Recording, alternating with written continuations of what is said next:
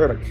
Okay, so good morning or good afternoon to everyone who's listening. I have the absolute pleasure of presenting the newest guest of our podcast, Mr. James Carafano. Sir, if you could be so kind as to give a short little introduction to our dearly beloved listeners, and to give them a little bit of a rundown on who you are, where you came from, and what you do.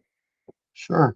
So Jim Carafano, I'm a senior counselor to the president of the Heritage Foundation, which is the largest conservative think tank in the United States. So I spent 25 years in the Army before I came to Heritage. After graduating from West Point, actually had a couple of tours in Germany during the Cold War. When I retired, I went into think tanks. I've been at Heritage for, well over 24 years now. And today, what I focus on mainly is networking and outreach for the Heritage Foundation. So I travel all over the world, dialoguing with folks, trying to understand the perspective of where they're coming from, share what we know about where the U.S. is heading. Spend a lot of time across Europe, also Latin America, some time in Africa, less in the Middle East. Still do some things in Asia, particularly in countries where we've had long-standing partnerships with: Australia, India, and Japan. Excuse me, South Korea.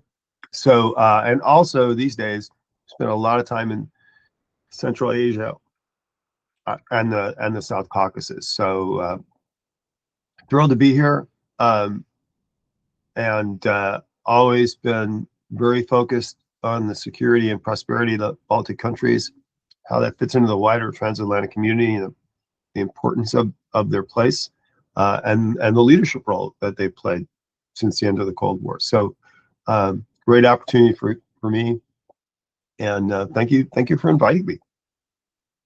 Vincentu, if I can say one word about heritage and James in particular, well, from all history books, I know that Heritage was the most beloved think tank of Ronald Reagan. That is my beloved president, who did all the right things, including signing and pushing captive nation agenda, fighting against the Soviets, and finally we are free and happy and fighting for the same freedom all around the world. And James was one of those who helped to convince the Hill on our NATO membership. That was a difficult task. Nobody wanted us. Everybody was afraid of Russians. Oh my God, what will happen with Kaliningrad? Oh yeah, nuclear bombs will fly. It will be the war. No, we don't have a war in NATO. And as my friend Dan Fried said, well, if we wouldn't be, enlarging NATO to the Baltics today, we would fight for Warsaw, not for, Bakhmut or all those Ukrainian regions. So that's why James today is a link from this great, historic world to the future of America. And he inspired me with some idea that is called Free North. And I really want James to maybe turn a bit to that angle, because this is like, possibly new opening for the region, Nordic Baltic region, that never faced China in the north. We thought China is in the south. Now it's kind of in the north, really. We see some cables being cut, but we also see some new opportunities. So my idea, maybe together with James, together with other friends like Couch, with whom we had the podcast, maybe to have a follow-up event in Lithuania about this topic. But we are still introducing it. People do not believe that, what kind of freedom in the north? In the north, we are free. Why should we fight for freedom in the north? Right. Well, first of all, I would remind Lee Edwards, who's a Heritage for a very, very long time, was actually the founders of the organization Victims of Communism, which is an international organization based in Washington, which kind of keeps this legacy alive about the importance of not only helping countries throw off the yoke of authoritarianism, but then prosper afterwards, and telling that story of that transformation. So, and Lithuania, of course, have been an important part of that. So, for the folks who aren't familiar with the the Arctic, and we should start there and then explain how the Baltics fit into this. So there's a thing called the Arctic Council. So the Arctic Council is a formal organization of nations which actually have sovereign territory in the Arctic, and they deal with many of the governance issues. Because if any international body you can name probably has some Arctic nation as a participant. So the Russians are in the UN. Every Nordic nation, for example, is in the EU and in the UN and in NATO. But in all these international organizations, none of them exclusively deal with the particular issues of nations who have sovereign territory in the Arctic. And that is what the Arctic Council is there for. But the Arctic Council excludes some very, very important issues, particularly security. So there is no mechanism really to talk about these issues in an open and frank way about countries which are directly impacted by that. And so the thought was we needed something that maybe is more informal, but it creates a framework to talk about all the issues that are important to nations who really have kind of stake in the fight. Because we've seen, for example, you mentioned China. China has tried to push its way into the Arctic by saying it's a near Arctic country, which is, patently ridiculous.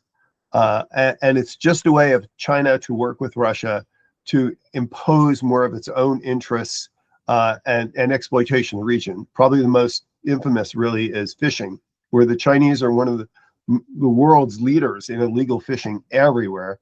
And this is particularly important issue in the Arctic, where fishing is actually a very important industry, but it reaches other areas as well. And we have seen, for example, Chinese malicious activity in the Arctic region and in the Baltic region. So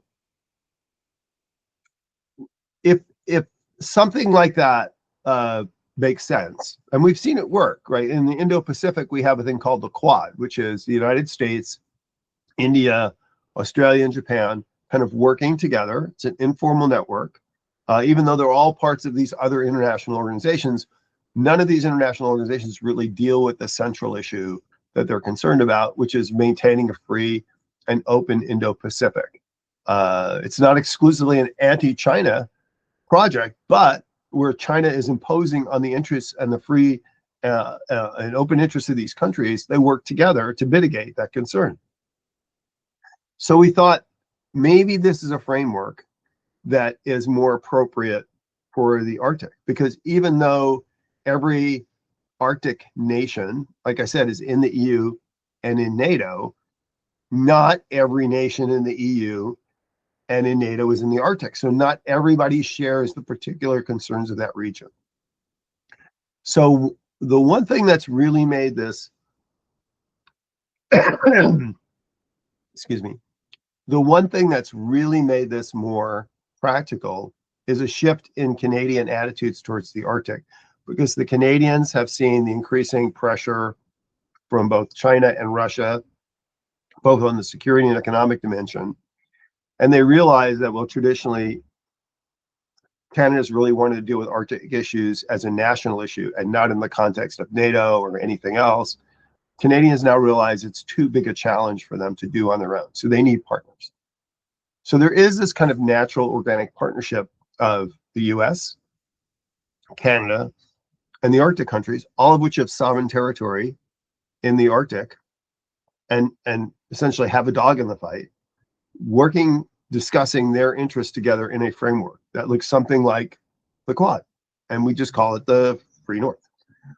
And so the question then is, well, why are you including the Baltic nations? So if the one big issue in particular that's kind of left out of all this, and we talk security, it's not just preventing World War III or armed combat, it's protecting infrastructure, cables, oil fields, the whole gamut of security issues, hybrid warfare, all that stuff.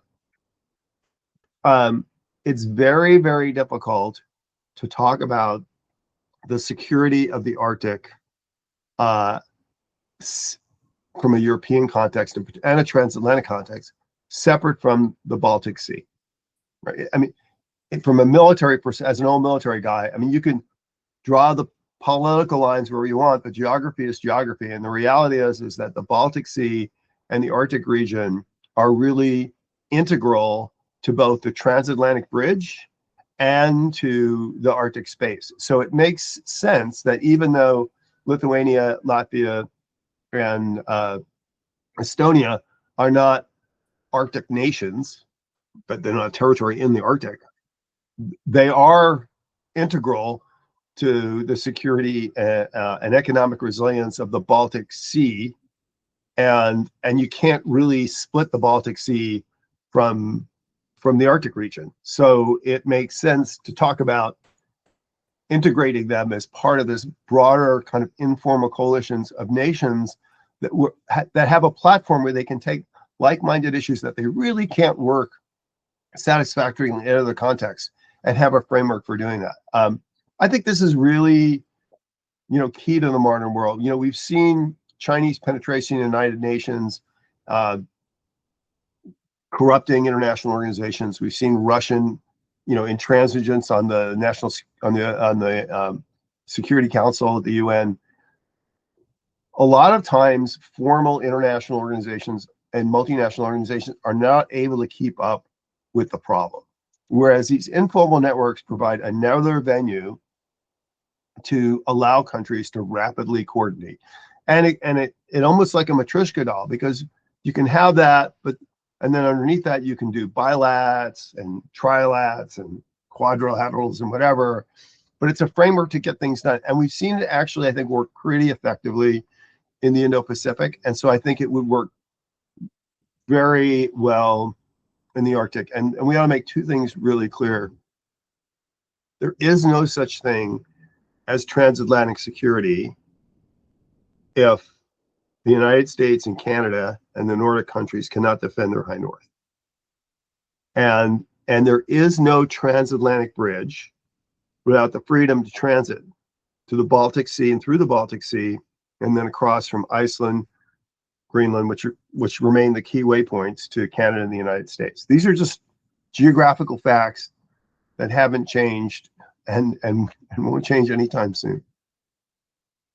So what I'm hearing is, and what I'm hearing truly does make sense. But what I understand is that the largest threat to a free North is basically the Russo-Chinese alliance as it is right now, or it's more or less Russian aggressors that are essentially bankrolled by China, right? So in a perfect scenario where we have this, free North alliance, informal alliance, how do we counter Russian and Chinese aggression against free and democratic countries in the North?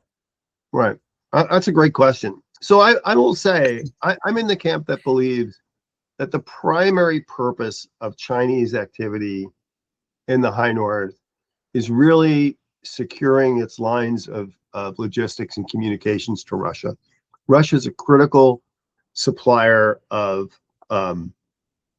raw materials, and protecting those routes essentially are a strategic imperative for the Chinese and for the Russians, because it's their exports to China, especially by sea, are a key economic lifeline. Get that. That's their business.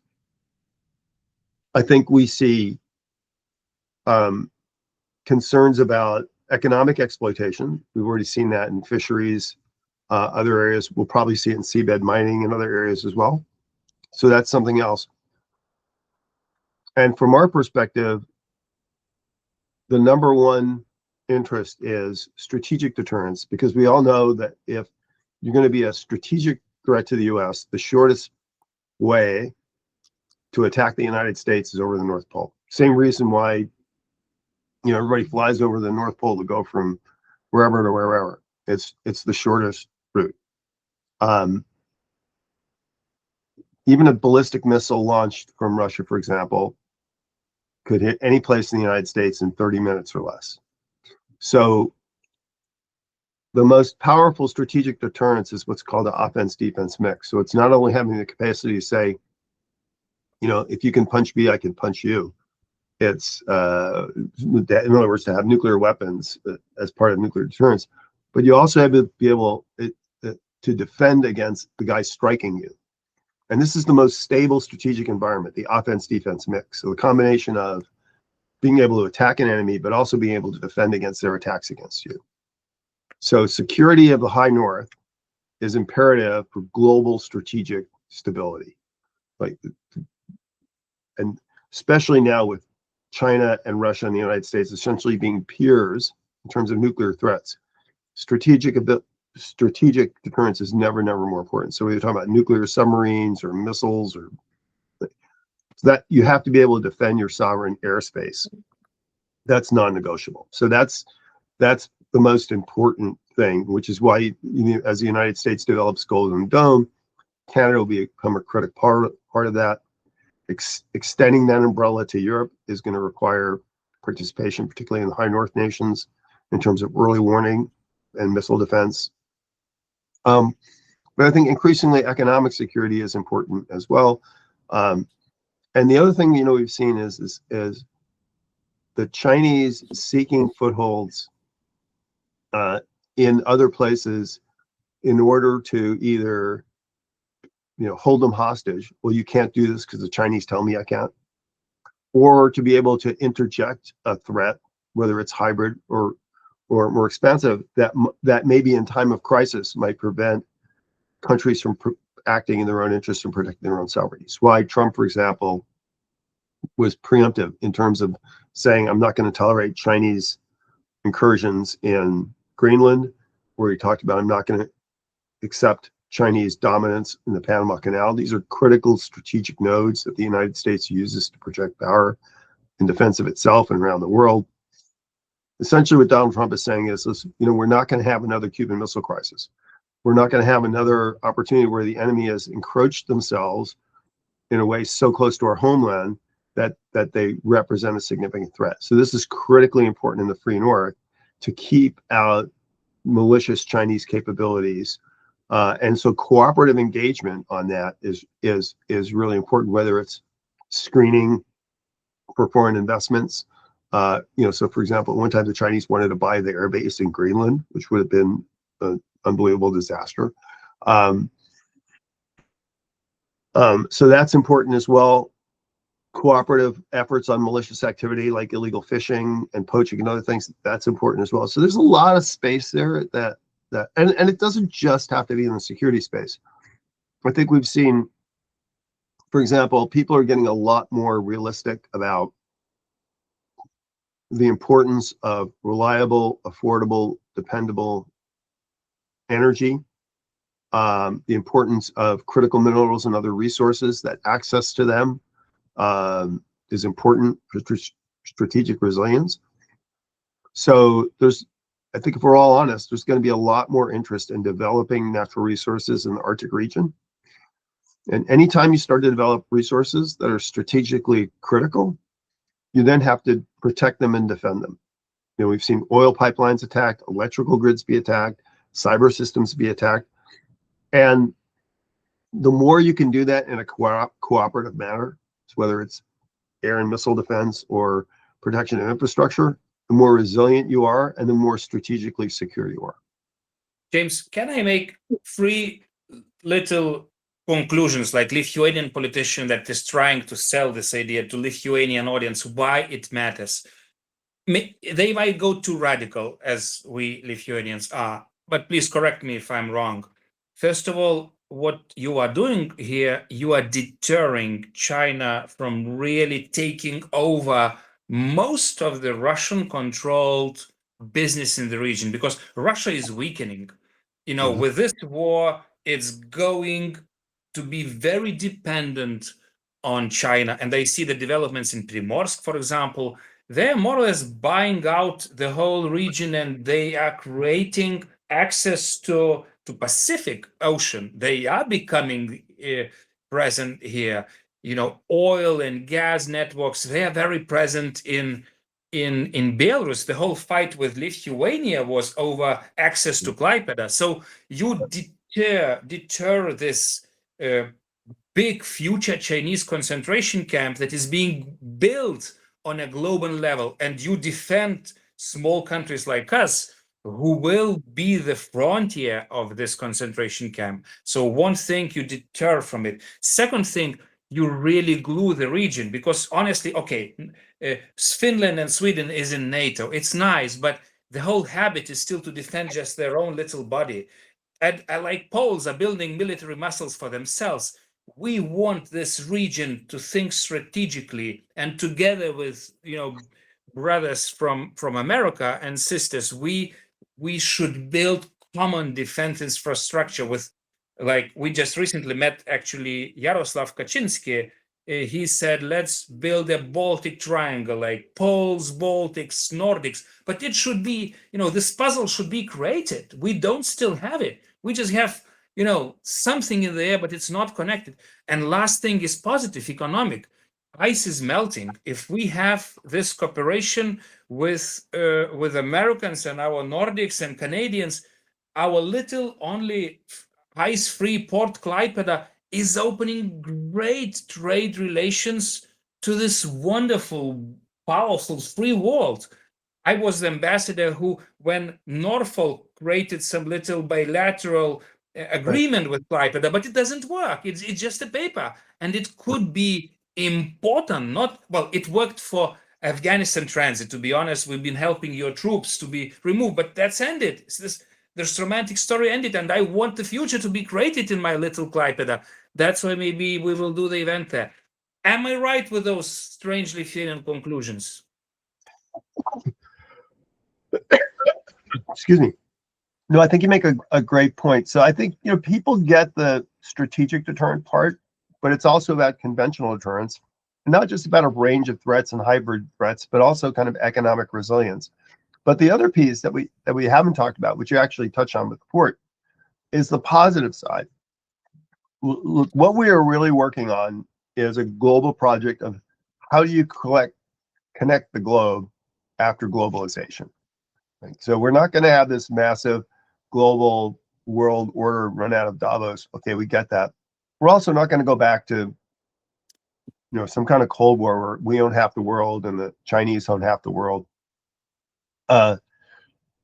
So what we're seeing is this interconnectedness of spaces, these free and open spaces. And not just that when you create a free and open space, it's like a safe space. That's awesome. But what happens is when you start to connect them, you basically connect how the world can connect in a free and safe and open manner. And so the nice thing about this Free North project is it enhances some of that connectivity. So on the positive side, not only are we protecting the transatlantic bridge and we're securing the High North, but we're also more deeply integrating the Nordic countries into that broader European economy. Poland, the Three Seas Initiative, which is also connecting with this middle corridor, which we're seeing developed out of Central Asia and the South Caucasus, and we have new connections through the Middle East with IMEC and other things. This does a couple of things. First of all, it creates massive new opportunities, as you pointed out, even for little economies and countries, which is great. But the other thing from a security standpoint is the more free and open spaces you connect, the less space the Russians and the Chinese and the Iranians have to meddle and make trouble. And so it is a way of not just connecting the world, it's a way of kind of sustained connection over time, not really based on competition, but based on what you said is conventional and strategic deterrence don't mess with me, and then creating opportunities for creating engagement. And there is no perfect framework for any of this. The EU does stuff, NATO does stuff, and everything else. We can't leave stuff on the table that needs to get done. So we need additional frameworks to help build this continuity, both on the security side and on the economic development side. And I think the Free North could contribute to that. And if I might add, other than the Free North contributing to it, might I add inquisitively that Ukraine's participation in the EU and NATO and in our alliance looking in the towards the future and even now I believe it already contributes to a far more economically free and prosperous West. Although in Ukraine, as you know very well, the collective West, let's say, is being attacked every day by the Russians. Well, I see. I try to stand back and look at it from a larger strategic perspective and see not just the value of these individual projects, but the value of what you have when you add them all together. So Ukraine's a good example. And let's just talk about conventional deterrence from Russia from the east, which is always kind of a long-standing Lithuanian concern. Today, NATO has a much more defensible frontier than it had when I was in the military in the 1980s, when we had millions of troops, right? There's way more strategic depth. We didn't have any of that. When we talked about deep attack, actually attacking Moscow was thousands of miles away. You have a much deeper longer frontier. They have 1,000 miles more of NATO frontier to deal with in the north. And if you've got in the middle of the eastern flank, you have the two most important military powers, which are Poland, obviously, because it's in the center, which has been committed both under liberal and conservative governments to continue building out the defense, and Ukraine. It doesn't matter if Ukraine is in NATO or not. If Ukraine military is sitting in the middle of Europe, the Russians can't attack anybody and walk by Ukraine and think the Ukrainians are just going to stand there and wave at them and say, good luck on your way to wherever, right? So Ukraine has already become absolutely critical to the Eastern defense. And we'll see what happens in the future, whether it actually joins NATO or not. Ukrainian defense industry is actually going to become part of a net contributor to rebuilding of European defense. That's important, not just from a security standpoint, from an economic standpoint. And certainly reconstruction of Ukraine after the war is really going to help drive even more development of the 3 Seas initiative and the idea of connectivity from the Nordic countries to the Baltic, Central and Southern Europe. So I think there's enormous potential for the whole idea of the 3 Seas, the connection from Northern to Southern Europe, to emerge. We're seeing this massive advance, I think, on the middle corridor with the Central Asia and the South Caucasus. So there's a lot of momentum building here. And the thing is everybody loves a policy where there aren't a lot of downsides, right? There's security benefits. There's economic benefits. There's geopolitical benefits. It's like, what's the downside? The Russians and the Chinese aren't happy. Okay, that's kind of the Russians and the Chinese. If you think about it, if the Russians and Chinese embrace these projects as partners as opposed to opponents, they would actually both benefit from this. But that's their problem, not our problem.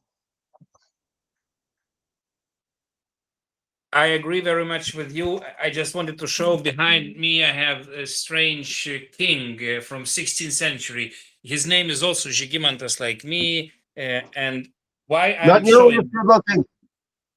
Why I was showing, because actually what you are telling right now from Baltic to Black Sea, this is like our old Lithuanian Polish hunting territory. We've been building axes from north to south.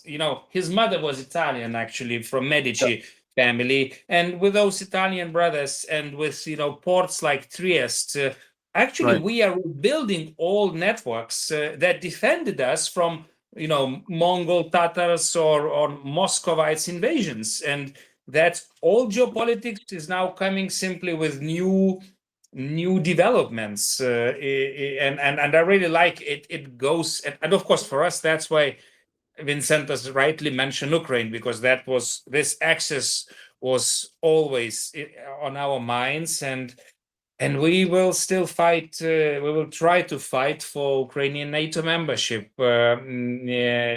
as much as we can. But can I provoke you even more with something I started in the beginning and we now end it? Captive nations.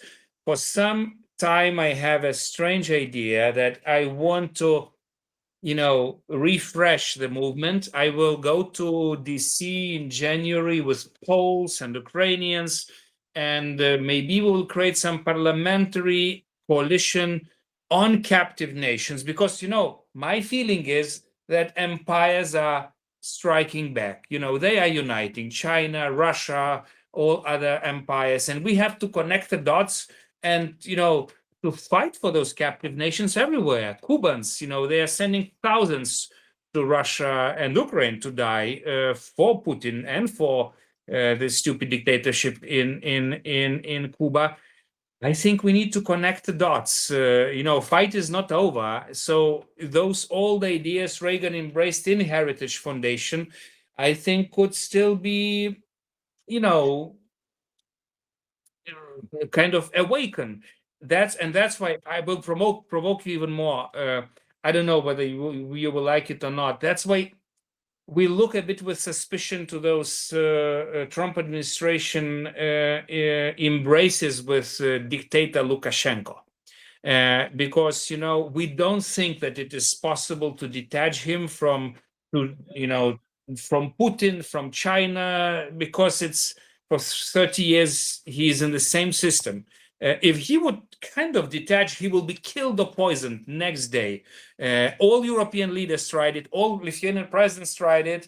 He always fooled and humiliated all of those with whom he started to dance, but then abandoned this game. And we're talking another 10 million of Europeans who've been part of this north-south axis. Belarusians, they were part of our big state together with Poles. So, well, sorry, but what do you think about that? Well, President Trump is famously always willing to try to do something different. If it doesn't work, it doesn't work. But he is open to trying, and which I do is important. I mean, the notion of free and open spaces is you give people an opportunity to show who they are if they really are interested in it. If they're not, Trump will walk away from it, as he's done with the North Koreans and everybody else.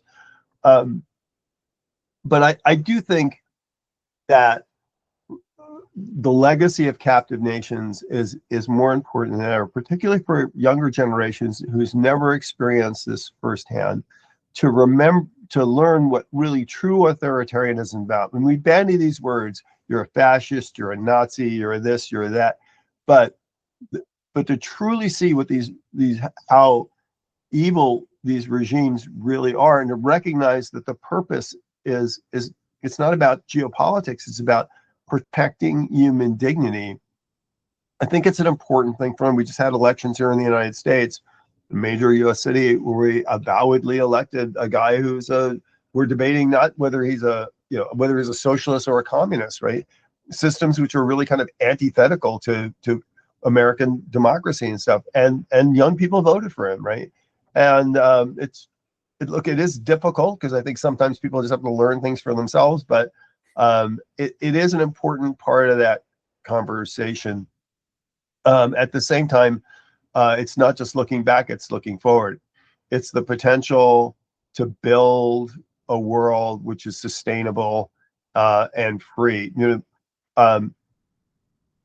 you look at these things, these projects, they were there because that's the way the geography works. That's how humans have always connected through history, whether it's coming north, south, or east, west. That's just what we've done forever, and we're getting back to that. And the last high point of that connectivity was really prior to World War I.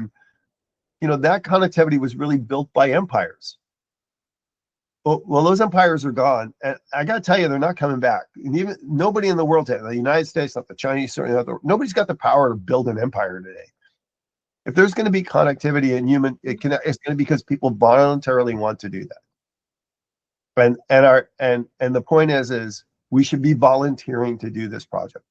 And to young people, it's to understand is if they want to live in a world where they do have opportunity, and freedoms and the ability to really fulfill the human happiness, right? This is a path to do that. It's not about cold wars. It's not about hard wars. It's about getting humans to voluntarily connect with one another in a positive way, which, by the way, if somebody says I'm not interested in that, well, these are the kinds of people that build captive nations, right? I love this. Is a great idea. Connectivity should be built by free people. We should lead. We should build it, not to let empires do it. I love it. I think on this we could maybe even end our podcast. I like Absolutely. it. Well, James, thanks do for you, having think me. do you think we can do Free North event next year after Canada and Lithuania one day? Sorry yeah. to ask for this public commitment. Or No, absolutely, totally. Yeah, we're already planning something in Toronto next year, so we should definitely do something in Lithuania. So let's build some momentum. I'm all there. Cool. Perfect. Thanks for having me on, guys. Thank you very much, Mr. Carafano. Take care. Thank you, James. Wonderful. Tear down the wall. Yeah.